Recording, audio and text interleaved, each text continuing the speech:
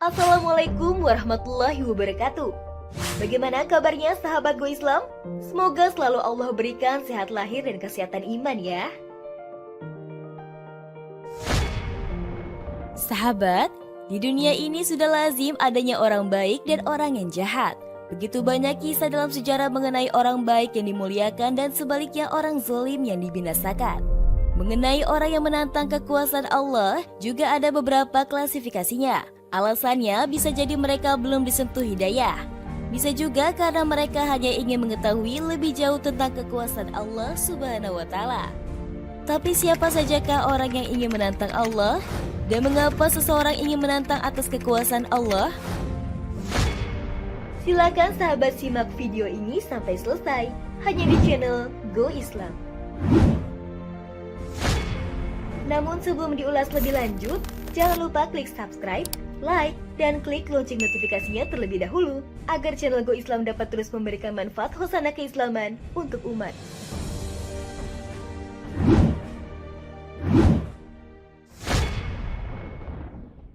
Sahabat, kaum kafir Quraisy selalu menantang risalah yang dibawa oleh Rasulullah Shallallahu Alaihi Wasallam. Ada saja alasan mereka untuk menolak kebenaran yang datang kepada mereka. Salah satunya yaitu Ubay bin Khalaf adalah seorang tokoh atau pembesar Quraisy yang kaya raya, yang selalu aktif mengejek dan menghina Nabi Muhammad Shallallahu Alaihi Wasallam dengan kekayaannya. Sebelum hijrah, Ubay selalu sesumbar dengan bicaranya terhadap Nabi Muhammad. Saya telah membesarkan seekor kuda yang telah saya beri makan dengan baik. Saya akan membunuhmu suatu saat ketika saya sedang menunggangi kuda ini. Rasulullah menjawab, "Insya Allah kamulah yang akan mati di tanganku." Dalam sebuah riwayat disebutkan terdapat seseorang bernama Ubay bin Khalaf yang menentang kebesaran Allah. Hal itu pula yang menyebabkan turunnya surat Al-Ahzab ayat 77. Yang artinya, dan apakah manusia tidak memperhatikan bahwa kami menciptakannya dari setitik air mani? Maka tiba-tiba ia menjadi penentang yang nyata.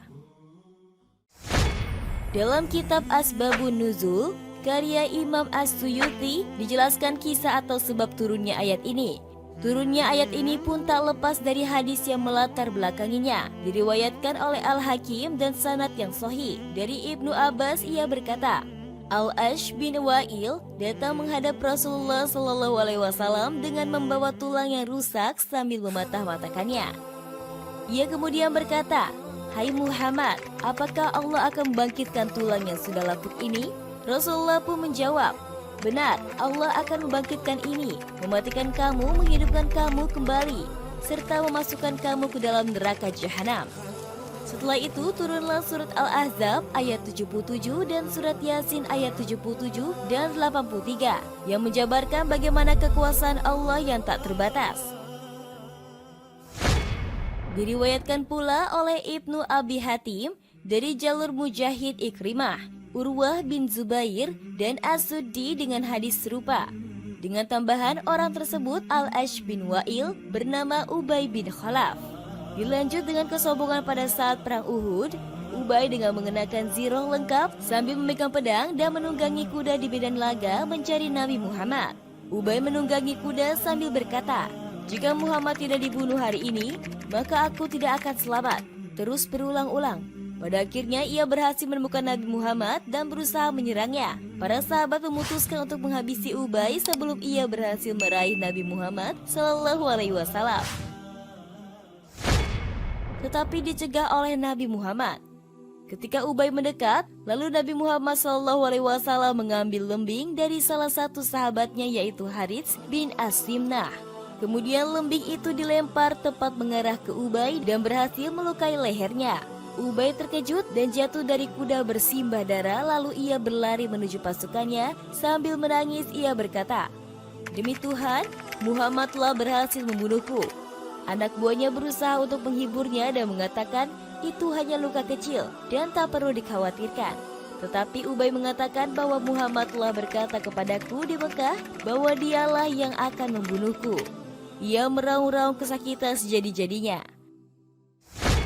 Ubay Sufyan yang pada masa itu masih aktif memerangi kaum muslim mengatakan jangan mempermalukan diri sendiri dengan menangis, meraung-raung hanya karena luka kecil.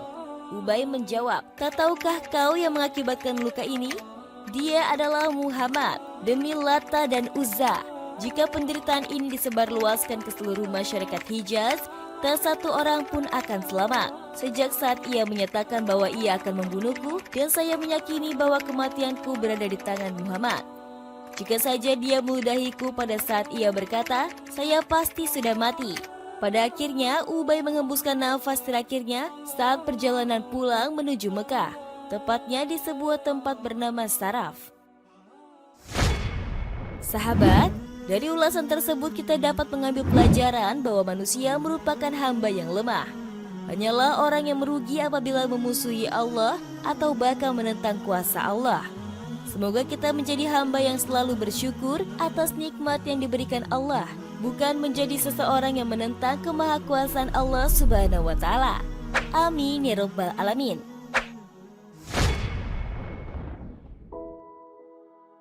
Wallahu a'lam bishawab. Sahabat Go Islam, jika video ini memberikan manfaat, jangan lupa untuk share ya, agar kita ikut menyebarkan kebaikan. Karena kata Rasulullah, barang siapa menunjukkan manusia kepada kebaikan, maka ia memperoleh pahala seperti pahala orang yang melakukannya. Hadis riwayat Muslim. Wassalamualaikum warahmatullahi wabarakatuh.